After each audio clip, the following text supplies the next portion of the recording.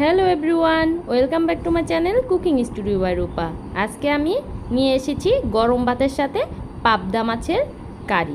এই মাছটি রান্না করতে খুবই সহজ এবং ঘরে থাকা সমস্ত উপকরণ দিয়ে তৈরি করা যায়। তাহলে চলুন দেখে নেওয়া যাক আমি কিভাবে তৈরি করছি।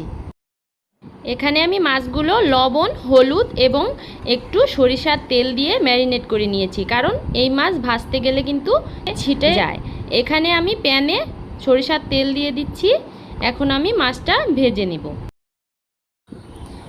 এখন তেলটা গরম হয়ে গিয়েছে, মাছটা দিয়ে দিচ্ছি। আমি এখানে দুটো মাছ ভেজে দেখাচ্ছি আমি কিভাবে ভাজছি। উল্টে পাল্টে নিচ্ছি।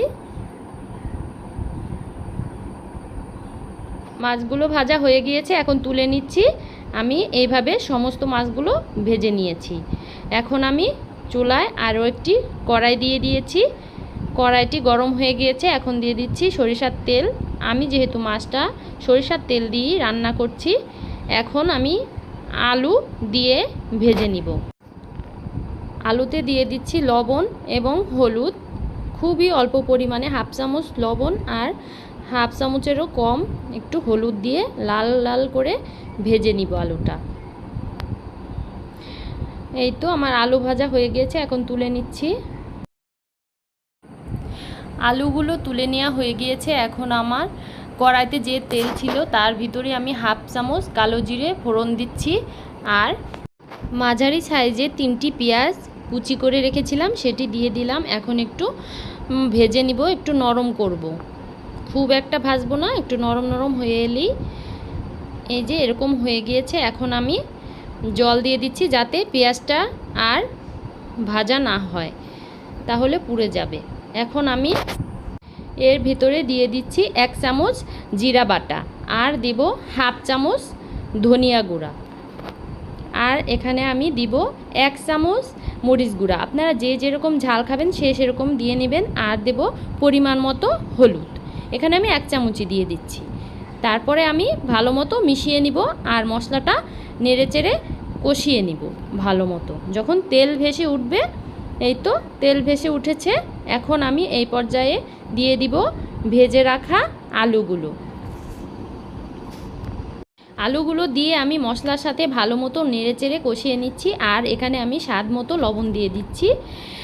এখন আমি দিয়ে দিব ঝোলের জন্য 2 কাপ পরিমাণ জল দিয়ে দিব, কারণ আমি একটু ঝোল ঝোল রাখবো রান্নাটায়।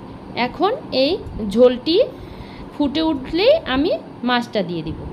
এই তো এই পর্যায়ে আমার চুলার হিটটা একটু বেশি দিয়েছিলাম যাতে তাড়াতাড়ি ঝোলটা ফুটে ওঠে। এখন ঝোলটা ফুটে উঠেছে, এখন ভেজে রাখা মাছটা দিয়ে দিচ্ছি। ঝোলটা 3 থেকে 4 মিনিট আমি রান্না করে নেব, তারপরে আমি দেখাচ্ছি। এই তো ঝোলটা আমি 3 থেকে 4 মিনিট রান্না করে নেওয়ার পরে এরকম হয়েছে। এখন আমি উপর থেকে দিয়ে দিচ্ছি আগে থেকে ভেজে রাখা জিরা গুঁড়া। এই জিরা গুঁড়াটা দিলে কিন্তু মাছের ঝোলের একটা স্মেল আসে অন্যরকম। এখন আমার ঝোলটা পুরোপুরি হয়ে গিয়েছে, আমি উপর থেকে কাঁচামরিচ ফালিও দিয়ে দিয়েছিলাম। এখন আমি সার্ভ করে নিব।